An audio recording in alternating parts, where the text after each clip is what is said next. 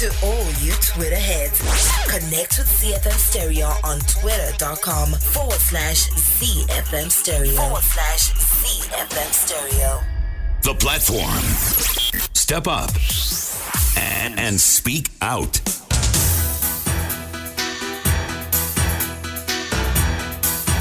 It is a very good evening to you at ZFM Stereo, my station, your station, the hottest radio in town. The first day after the holiday. I hope you had a good holiday. The first of talk shows as our talk show season gets back on track. And just to remind you of some of the frequencies you can listen to us: Chivu 99.8, Cholocho 97.9, Bybridge 106.1. Let's look at Victoria Falls 106.5, Nyanga 98.2, Gweru 104.3, Kadoma 105.2, Bulawayo, my hometown 106.7. And we're broadcasting out of Harare, where our frequency is 106.4. Listen to us over the internet. It's at www.zfmstereo.co.zw, and you can listen to us via the TuneIn app. Just download the TuneIn app and look for ZFM Stereo and listen to us live and in charge. The conversation is live.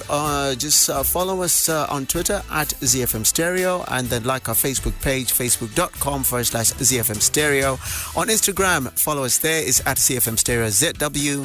And if you want to listen to this show again, you can listen to it tomorrow, or at least by the next day. And you can listen to us via YouTube account and just look for at CFM Stereo.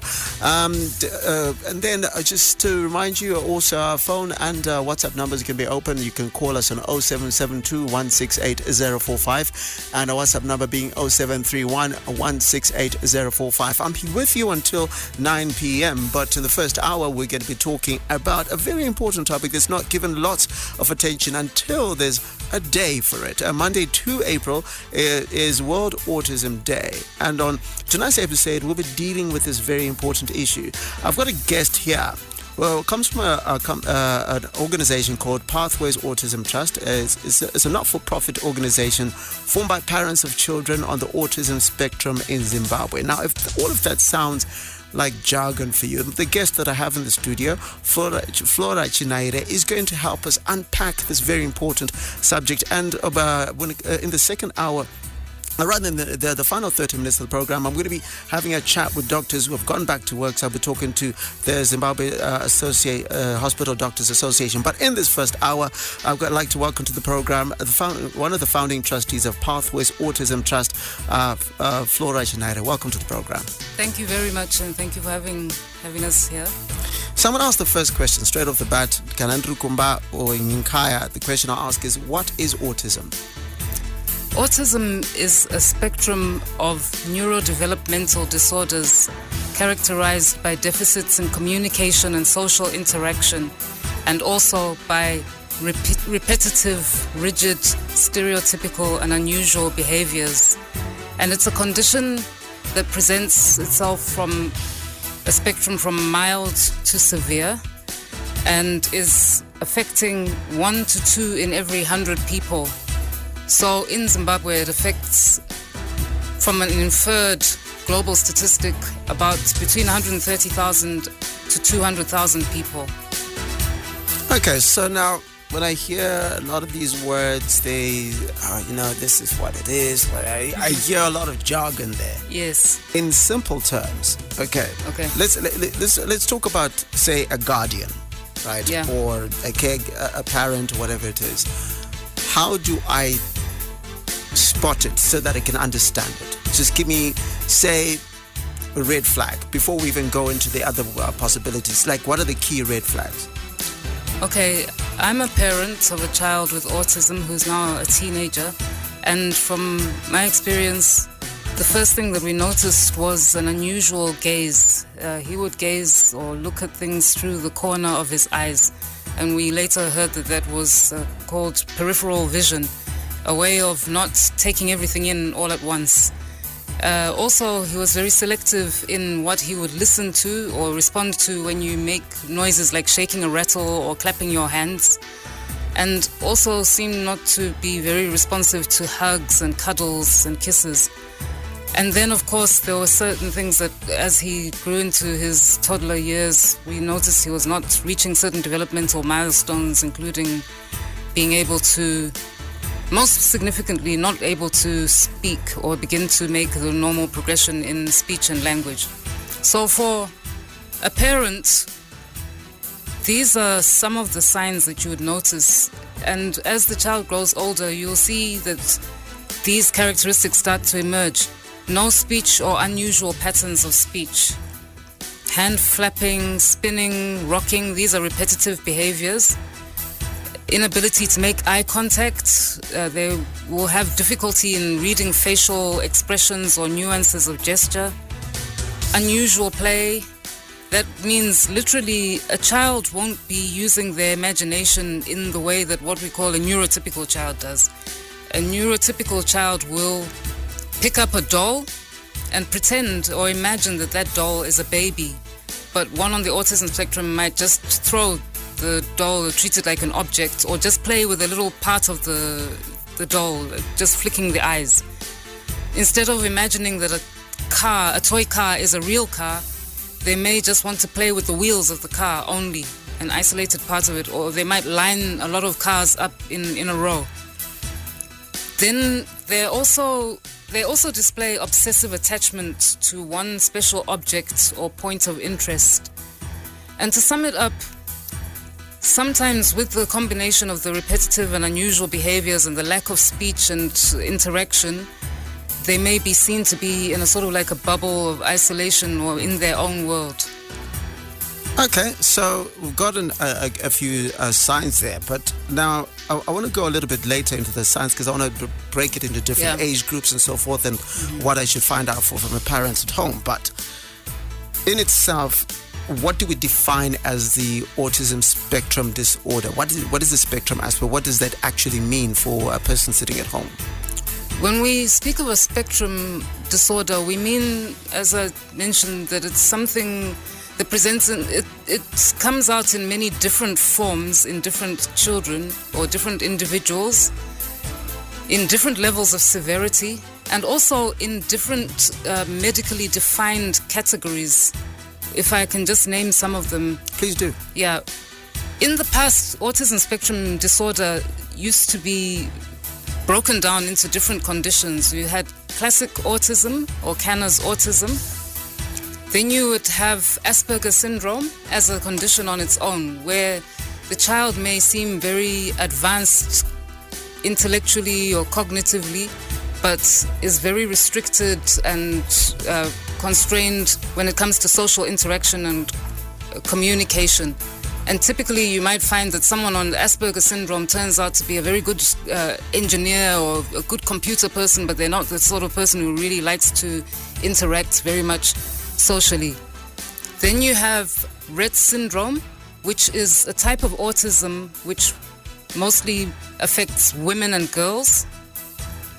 In saying that, I must also mention that in general, boys statistically tend to be more affected or more frequently affected by autism spectrum disorder than girls, but Rett syndrome tends to affect girls more.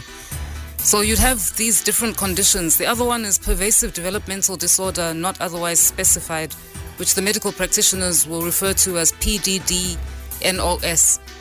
And then you have conditions that come sometimes together with autism, like your ADHD, attention deficit hyperactive disorder, sometimes intellectual disorder or epilepsy. These can sometimes be found together with autism. So it's a multiple faceted range of conditions which are now technically defined together as one under the umbrella definition or title of autism spectrum disorder.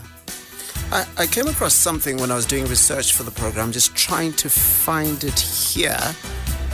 Someone said there's the different levels of functioning. You talked about severity. Yes. So there's some that are, in fact, explain that to me. So different levels of functioning so we can understand that.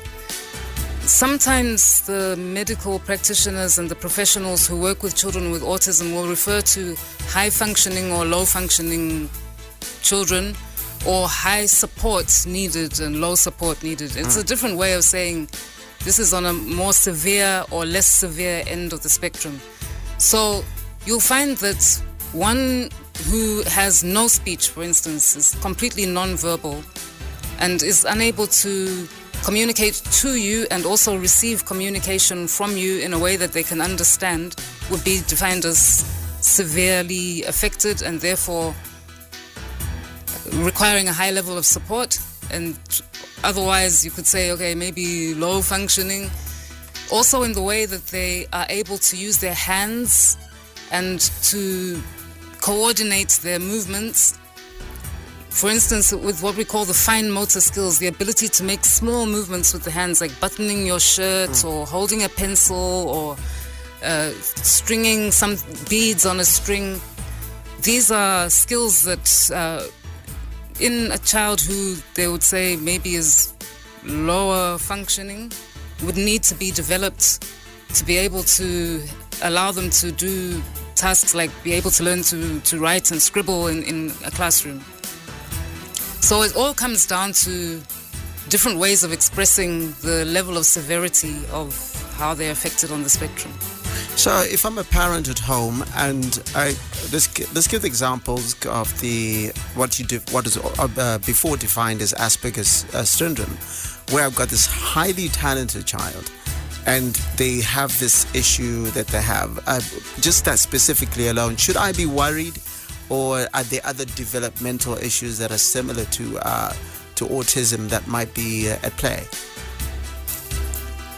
Well, it's difficult for me to say because I'm not a medical practitioner. I'm a parent and a professional. But yeah, you can't rule out that other developmental issues can be at play at any time with any way that autism is detected or diagnosed. Like I mentioned earlier, you could have autism coming in combination with something else. So, for instance, maybe not your example of Asperger's, but just hyperactivity as an example. That child could have a double diagnosis of attention deficit disorder or attention deficit hyperactivity disorder and autism at the same time. So they will display characteristics of a child who has difficulty focusing and is very active, and also the classic characteristics of the communication and social interaction deficits and the repetitive behaviors. Okay. I don't know if I answered that well. kind of makes sense, because I think as a parent at the same time is sometimes, sometimes what people exist on two separate ends of the spectrum. They either think of the worst case scenario or think it's not as severe as it might sound. Now, we want to we're going to take a quick break, and when we come back, I really want to talk about the other salient points, and as far as what I can pick up, especially I want to break it up into specific signs in babies and toddlers, for example, and also what at other ages can somebody who is in their 20s be suffering from autism and that sort of thing, or is it something that's specific to children? Just get in touch with us on 0731 168 045. Do you have a child perhaps that is that you are as a caregiver taking care of, that you've got questions that you want to find out about, and as far as autism is concerned, do you suspect, for example, that your child has autism? What questions would you like to ask our guest in the studio today? And as far as this topic is concerned, it's ZFM Stereo, my station, your station, the hottest radio in town. Connect with ZFM Stereo via Facebook on facebook.com/ZFM Stereo. It's ZFM Stereo Talk. Honorable Nduna, it is always a pleasure having you on ZFM. Have we seen a corresponding reduction in carnage, in road accidents, since there seems to have been this escalation in the police presence on the roads? At 5 deaths per day in Zimbabwe, we are far away from the global average of 3 deaths per day. So I would imagine with the type of infrastructure that we've got, we are just making it worse for the motoring public. The talk that gets you talking. Mondays to Thursdays between 6 p.m. and 9 p.m. Connect with ZFM Stereo via Facebook on facebook.com/ZFM Stereo. The The platform. Step up and speak up.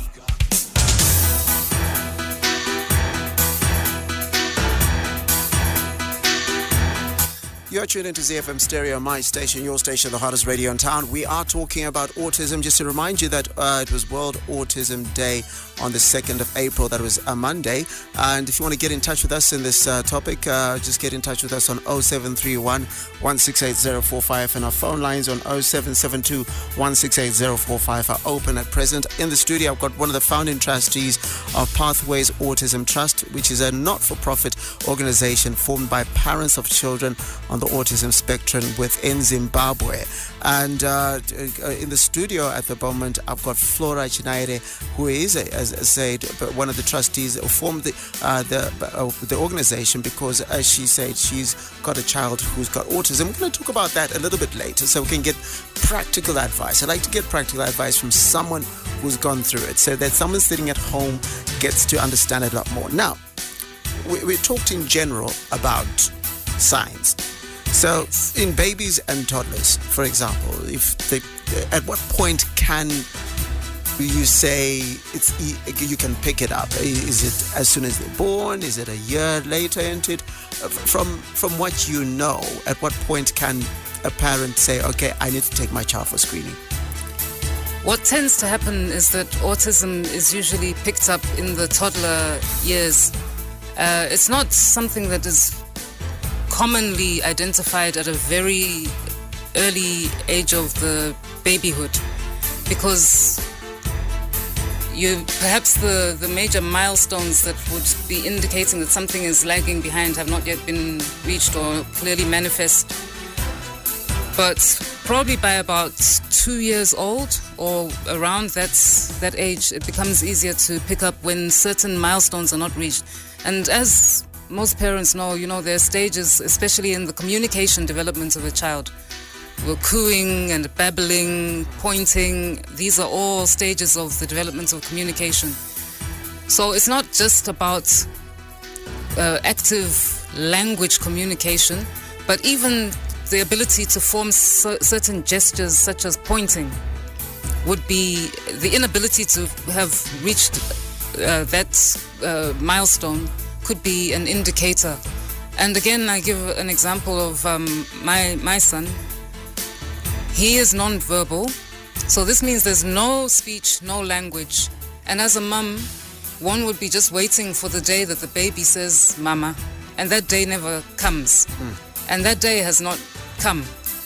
So, okay, is he able to at least say what he wants? Communicate, essentially. To communicate verbally. The child may be able to show you what they want by pulling your hand and throwing it towards the thing that they desire or need, as opposed to pointing at it.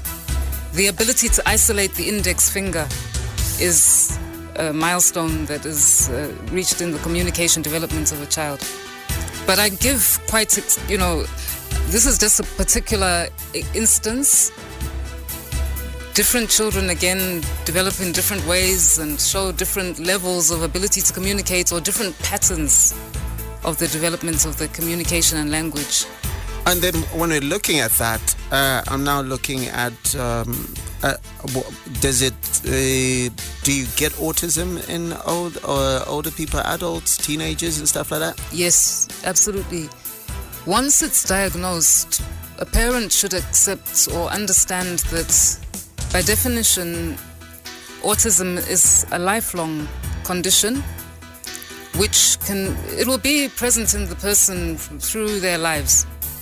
But what the professional people who work with children with autism aim to do is to try to give them the skills and capabilities to make it easier for them to manage and to cope with the realities of their environment, and to empower them with skills that would be otherwise taken for granted, assumed in the so-called normal, what we call the neurotypical child.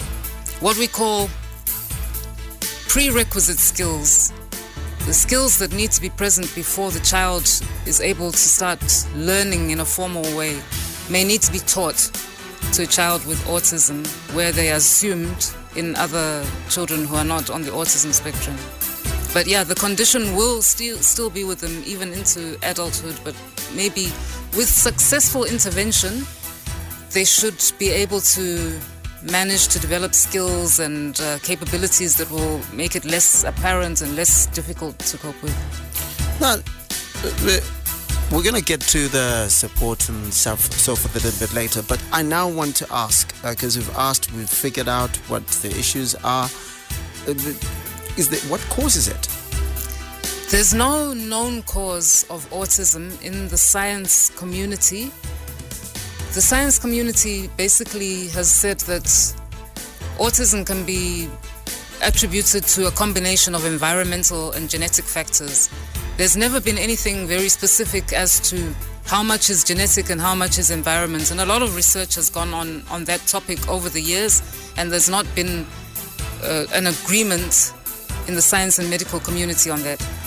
A lot of people who are interested in autism and research on it will find that there's literature about the connection between the MMR vaccine and autism, the measles, mumps and rubella vaccine, because, as I said, you might notice the beginning of the signs of autism at around the same age when the child would have had that injection. So there has been a lot of research done on whether that vaccine actually causes autism. And one very famous medical expert, Andrew Wakefield, wrote a very important paper on this some years ago, claiming that yes, he proved that autism was caused by the MMR vaccine. However, later he was discredited and basically that whole theory fell away. But the debate is still there in the minds of people. Some believe that it's caused by that and others don't. So, I mean, just looking at that, what do you do with given that you don't know what might cause it, you don't know if your child didn't have it, and then it's suddenly at the age of 5 o'clock, is there such a situation that could develop in which your child may be developing properly or regularly, neurotypically, between age 1 and 3, and then for some reason after 3 it's not typical anymore? A lot of parents say that this is their experience, that as far as they're concerned, the child was perfectly going along the normal development path, and then suddenly there's a regression, a very sudden regression, a loss of speech. But I think that in the event that that is the experience that one has, and that's not the experience of everyone. For me, the important thing would be to deal with the reality that one has to confront now. What do you do going forward? Rather than to trace back to what was it, why, what caused it. Because the only thing that you could then do is to avoid it in future. You can't undo the fact that your child had an MMR vaccine. So, yeah, it's a difficult question, but my attitude on it would be to go forward and see what I can do to address it.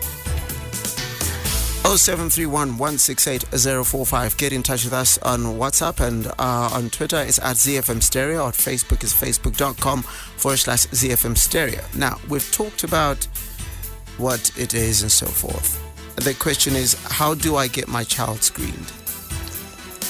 The pointing out or identifying that a child is on the autism spectrum requires a medical diagnosis. And this is not taking a child to just any person who deals with children with disabilities and special needs, but to a medical practitioner who's qualified in diagnosing autism. So the qualified medical practitioners would be typically a psychiatrist, sometimes others say psychologist, but definitely psychiatrists are the ones who are trained and qualified to do this. And they do the diagnosis based on a behavioral assessment. They don't do it by themselves. They'll work with a team of specialists who are bringing observations from different angles and perspectives, including occupational therapists, neurologists, speech therapists, who will collectively put together the observation. But the diagnosis must be done by the psychiatrist. And they use specific diagnostic tools for screening. The one that is most well known at the moment is called DSM-5. There's also some reference to ADOS. I don't know very much about all of them. There's ADOS, MCHAT. These are basically like checklists or tools that can be used to guide formally the format of how the diagnosis is reached. So DSM-5 is the diagnostic statistical manual that's used by the psychiatrist to determine whether all the factors are present on the communication side, the language side, and in social interaction side, and then on the repetitive behavior side as well. They can not only just diagnose that the child is on autism spectrum, but also the level of the severity in levels 1, 2, 3, like that. Yeah. So now, having said that, I go in, the healthcare provider, in this instance, perhaps an occupational therapist, maybe the psychiatrist and so forth. What question should I ask the healthcare provider so that I can get more information as to what's happening? You'd want to know to what extent is your child affected, what's the level of severity. The diagnosis should be able to give you an indication of how severe this is. And then that will be able to guide you to start to ask the further questions, which are, what is the level of support my child is going to need going forward? Will that child be required to have a high level of support specialized in providing the full range of prerequisite skills that child needs to then be able to reach a level where they can begin to sit down in a classroom and learn? Or can they be integrated immediately into mainstream education, perhaps with some extra support from a special teacher? These are the sort of questions. The age of the child is significant as well. You want to try and get you need to get the diagnosis and to try to get some level of intervention as early as possible, because it can make all the difference in being able to reach certain goals, such as your child being actually able to acquire speech. Or if it's later on, it becomes more difficult, then you need to understand what alternatives or augmentations can be acquired or learned or taught. Signs or pictures, for instance, can be used to try to augment the communication and language. So really, you want to have the basic information that will allow you to be able to know what level of support, what level of intervention, how quickly, how intensely I can target what I need for the child to be able to start to learn and be integrated into education and other aspects of society. And do we have early intervention programs within Zimbabwe? I have to say that very realistically in Zimbabwe, the level of awareness of autism already as a starting point is very low. The level of awareness in just understanding what it is and having access to diagnostic assessments, behavioral assessments, is limited. And as you can imagine, think of parents in the rural areas who may not even have access to this, or they may not realize that this is what it is that they're looking at, and then be prompted to take the child for a diagnosis. I'm not saying that it's confined to the rural areas, but the social mindset in many families and in society may be around trying to explain it away in some other way. So, for example, I was going to ask, for example, with your organization, that, some people might explain it away as being witchcraft, and some even go to the other extreme and say Satanism. Yes. And so how do you deal, from your experience, from how you've been able to interact, have you been able to break down some of those barriers? I would always encourage parents to just be as realistic as possible when dealing with this. You can't change people's beliefs just instantaneously. But the sooner that the parent accepts that this is a reality that is medically defined and has got potential to be addressed through through therapeutic and educational interventions, then the better the chances of success. So it's good to adopt a pragmatic approach and attitude, and I would encourage parents to do that. And through Pathways Autism Trust, our team of specially trained staff who are also qualified as therapists and educationists are able to provide relevant and appropriate interventions on the educational side and on the therapeutic side. Okay, before we get to that intervention, because I think it's a big topic we want to get into, the question I will ask is, if I have one screening done, is that enough, or should I periodically go and keep getting my child screened based on whatever situation?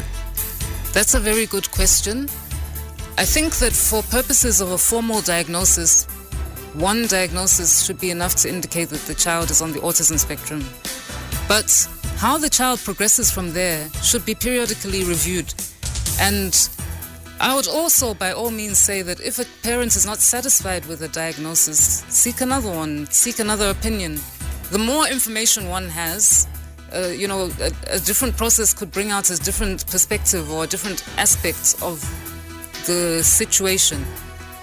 So, yes, definitely, periodically, progress of the child must be reviewed. And with children at the center, Pathways, we have evaluations done every 6 months of each child.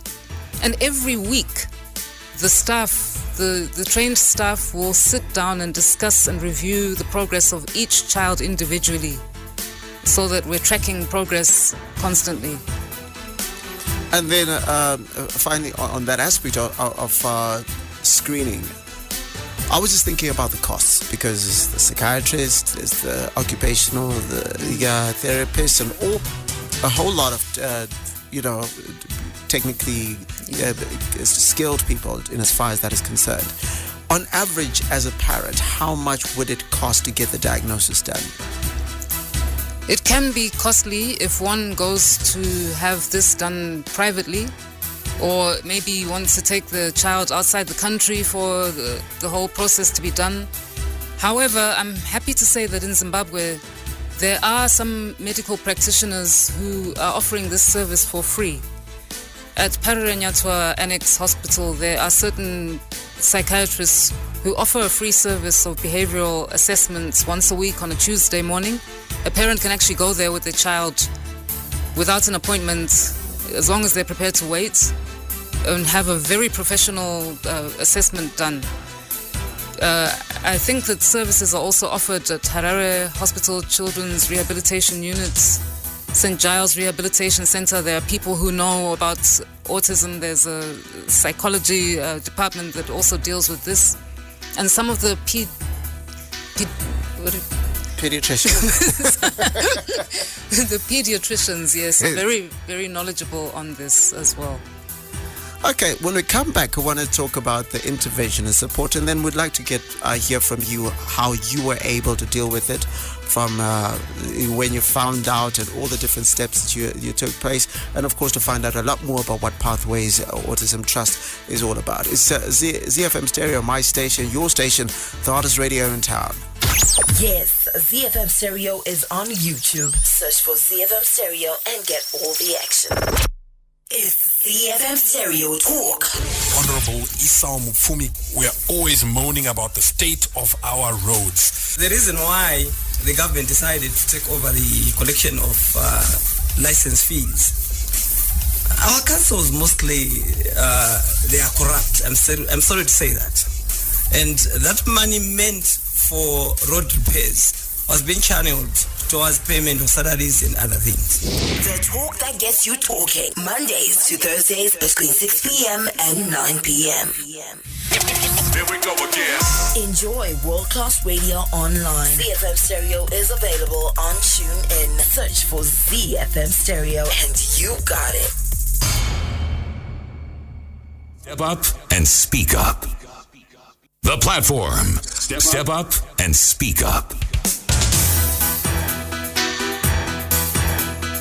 You're indeed still tuned into ZFM Stereo, my station, your station, the hottest radio in town. I'm with you until 9 p.m. But in this first part of the show, we're talking about autism on the platform and health matters beyond just after 5:30, in which I'll be talking to doctors to get an update on what's been happening with the strike. Apparently that's ended, so I want to get the proper update from the Zimbabwe Hospital Doctors Association. But in the last 20 minutes of the show, I've still got a present here from Pathways Autism Trust, one of the founding trustees, Flora Chinhaire, and what we're talking about is in as far as understanding this condition that I think the number that you gave, we're looking at probably about 100,000 in Zimbabwe. 130 to 200,000. So we're talking about 130 to 200,000. So I just there are a lot of people that are being affected by it. But get in touch with us on 0731 168 045. Share your story, share whatever you're going through as far as this is concerned. Now, therapy and support. We've made reference to it in passing. How do we define therapy and support in as far as autism is concerned? Your key therapies that you need to look at will be those that will address the key characteristics of autism. So you go back to the definition of autism. On the one hand, you have communication and language deficits, and on the other hand, you have behavioral challenges or behavioral characteristics to do with your rigid and repetitive behaviors. When I say rigid, it's a lot to do as well with the lack of flexibility in the way that the child plays and includes others in the way that they play. So we look at therapies that will deal with those things. So immediately speech therapy comes within the scope of the therapies that are required or that would be appropriate. Occupational therapy is also very important. This is the therapists who are specially qualified to deal with things to do with the motor skills, the gross motor, those are the big movements, jumping and running, and fine motor skills to do with the small movements like buttoning the shirt and holding a pencil. They also are specially qualified to deal with what we call sensory integration. When I speak of sensory integration, I mean recognizing the fact that those on the autism spectrum are often affected by sensory issues. This means showing a higher or lower than normal level of response and reaction to stimuli through the senses. So your tactile senses, the sense of touch, auditory, the hearing, olfactory, the senses of taste and smell. And they use some jargon, proprioceptive and vestibular senses to do with balance and the ability to know what's around and behind them. So they work especially with children in trying to find the best balance of these sensory issues so that the child is not overreacting or underreacting to the senses. And a special therapy that we have integrated into the program at Pathways Autism Trust is called the Sunrise Program. This is a program that is offered by the Autism Treatment Center of America in Massachusetts in the States. And it's a program specially designed for use by parents and carers of children with autism, which allows a one-on-one adult-child interaction where the focus is really on tackling the eye contact, trying to gain the eye contact between the adult and the child, the social interaction, the communication, and also introduce flexibility into the way that the child plays. And this is all done in a special environment called a playroom, where the child and the adults work together, they play together rather, in a play session that's led by the child with the adult joining. 0731 168 045. A question here says, somebody says, why do people with autism not like to be touched? I can't say that every child on the autism spectrum doesn't like to be touched, but there are those who don't like to be touched or hugged. They don't return the hug, and quite often, from my own experience, I'll wait till my son is sleeping before I kiss him, for example. I can only think that it's to do with the sensory, perhaps it's sensory, that they can sometimes be oversensitive to touch. And sometimes it's just part of the characteristic that is to do with the social interaction aspect of as defined in autism. And yes, unfortunately, it goes to the extent where the child will resist even the parent in giving them a hug or a kiss. Or sometimes may trust one parent over the other. Yeah, it could happen that way. Yeah. Okay. Just get in touch with us, 0731 168 Another question, is there medication for autism? Not to treat autism per se, but there are medications that are prescribed to deal with some aspects of behavior that sometimes are present when the child is on the autism spectrum. So, for instance, with let me give an example of 2 children at the center.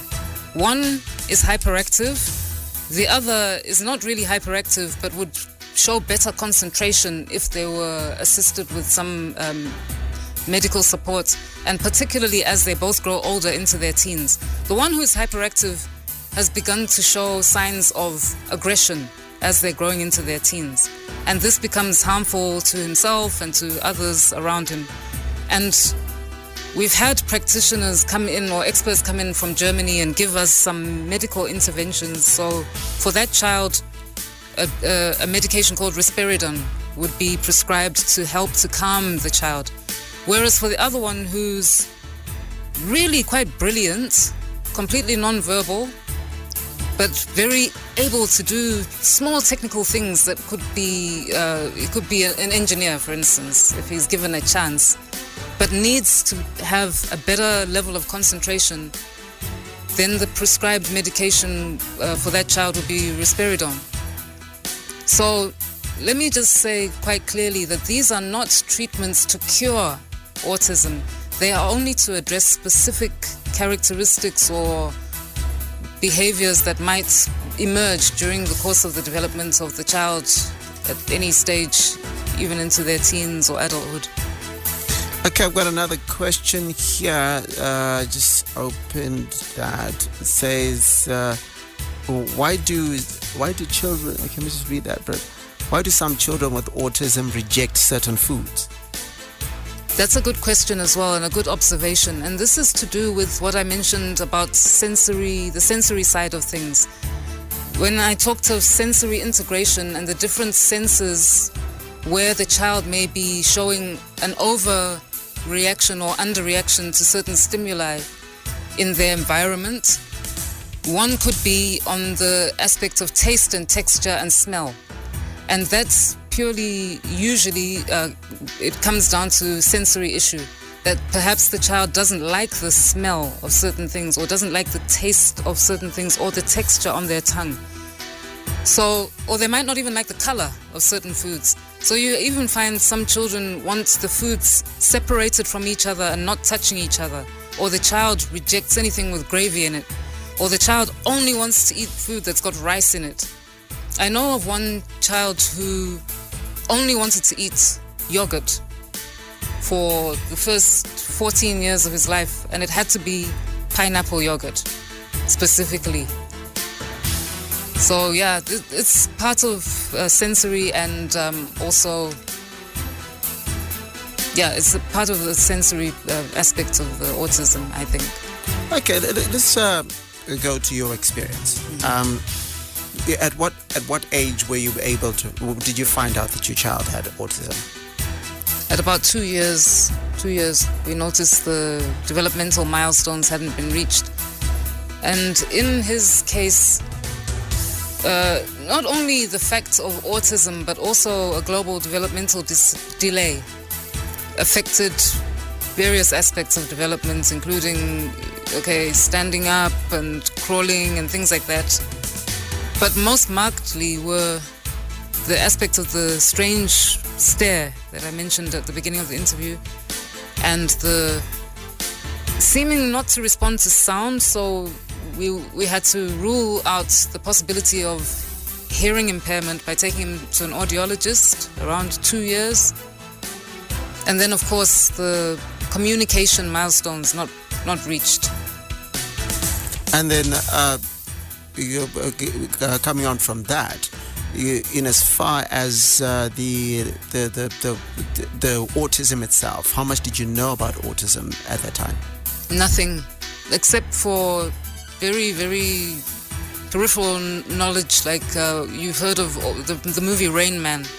Most people know of that movie that involved an autistic savant played by Dustin Hoffman, and then the brother played by Tom Cruise. But that's just pop culture. Now, having had the autism diagnosis, we began to delve deeper into it and try to understand everything that there was to understand about it. And for me, my inquiries led to an opportunity to attend the training on the Sunrise program that I mentioned earlier at the Autism Treatment Center of America. Not a very easy task. I had to really engage and negotiate and push for a scholarship to be able to attend that training, so that I didn't have to pay the cost of it, which is very prohibitively high. So having got that knowledge, I came back to try to share it with other people, other parents. Why was it important for you to get that information? I wanted to find what could I do to help my child. And I actually met somebody, a lady, at a certain stage who had a son that I mentioned before who only eat pineapple yogurt. And she had been on this program. And it had made a remarkable change in her son. Her son had gone from being non-verbal to being able to speak a full sentence as his first communication, and would now be reading encyclopedias and history books. And I believed that this would be, I had nothing to lose by exploring the possibility of getting whatever knowledge was in that program to try to help my own son. But having acquired that knowledge, I wanted to share with other people as well, other parents, and so I did. And then moving forward, what would you define as the key successes you were able to achieve with your child? Let me just put it this way, and this is specifically directed to parents. One should not put any limitation on the capacity or the potential of one's child as a parent. You don't know what the future could hold. And in fact, no one knows the full potential of the human mind. However, change is often incremental and very slow to perceive. It's very small steps that are difficult to perceive. And so the steps that have come in my son and in our lives have taken place very, very gradually over time. But one of the major milestones that he reached was to be able to be toilet trained. And even to today, that's not 100%. At night, he'll still wear now adult diapers. But having gone through his life wearing Pampers and later on adult diapers, at the age of 15, through the interventions and a specific toilet training program that we were trained on and were able to implement at the center, he was able to now begin to use the toilet on his own. And that was a huge, a huge goal reached in his life, life-changing to not only himself, to give him dignity and freedom, but also for us as the parents, and to minimize the cost that we were incurring on having to keep paying for Pampers and disposable nappies. And now then, in as far as the positive support from, I'm thinking as a parent, how important is the positive reinforcement of a parent towards a child who's got autism? It's essential. It's absolutely critical. At the center, the key educational intervention we use is called TEACH. The word is adapted from the treatment and education of autistic and communication handicapped children. That's now known because of the archaic language in that acronym. It's known as structured teaching. And part of the methods that we use is constant reinforcement of the child as they're working through their teach tasks, as they're working at their workstations and doing any task that they do during the day. whatever small thing they get right, we immediately praise the child. We immediately reinforce, and we even will reward with something that the child dislikes, a balloon or something tangible. Yes.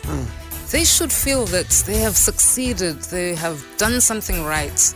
You can imagine these are kids who go through their lives being told, stop it, or don't do that, or, because their behaviors are deemed to be inappropriate or not what's wanted in that particular social situation. So when they get the reinforcement, it helps them immensely to move on to greater goals. But having said that, it's also very important for the parents in a different way to have positive reinforcement by the community and by the people around them, and encouragement and care to know that they're not alone. And so for that, we've also formed a parent support network, which on WhatsApp has now got about 85 families. Okay. And with that, segues nicely into what does Pathways Autism Trust do? And I know you've got an event coming up. Are you going to tell us about that? Yes. Pathways Autism Trust is a trust and a private voluntary organization that's registered under PVO 39 of 2015 under the Ministry of Public Service, Labour and Social Welfare. And our vision is to establish and operate a center of excellence for educational and therapeutic services for any child on the autism spectrum in Zimbabwe, regardless of their social status, geographical position, or political, religious affiliation. So we are providing at a center in Marlborough, at number 86 Taumina Avenue in Marlborough, a facility that provides a specialized level of care on the educational and the therapeutic side. So we actually offer therapeutic and educational services with a ratio of 1 adult to 1 child every day for a limited number of children, because we have got a very small space, a very small facility. So that's what we do. We also reach out to the community. We are involved in awareness and advocacy and in basically trying to reach out to parents and people in the community to make them understand that autism is a reality. And so tomorrow, it having been Autism Awareness Day yesterday, World Autism Awareness Day, which was started by the United Nations in 2007, we are recognizing that day with a formal commemoration being held in Marlborough at our center, first of all with a tour of the center, and then officiated at 4 Alum Close in Marlborough. And we've invited all the key ministries who we consider our stakeholders: primary and secondary education, health and childcare, and public service, labour and social welfare, to officiate at that event. We've invited the community, corporates, the youths, and of course our children and their families. And I want to especially make it known that parents, if you are parents of a child with autism, this is your day and you're very welcome. You're most welcome to come and join in the celebration tomorrow morning. Flora Chinhaire, thank you very much for joining us on ZFM Stereo. This is Flora Chinhaire, who is one of the founding trustees of Pathways Autism Trust. And as I say, Pathways Autism Trust is engaging, was formed by parents of children on the autism spectrum in Zimbabwe. Yes, I just would like to conclude by perhaps giving some contact details for those who might want to be in touch. You can contact us on 0776 741 021 or 4, 0776 741 021 or 4, or on Facebook at Pathways Autism Trust. It's just one word, Pathways Autism Trust on Facebook. And we also have a hashtag Cry Out, which is our theme for this year's World Autism Awareness Day. Twitter, Instagram, follow us and join in our cry for help and our cry for inclusion of our children into society. Okay, thank you very much for joining us. Thank you so much for all the best having for tomorrow. Thank you. Stay tuned to ZFM Stereo, my station, your station, the hottest radio in town.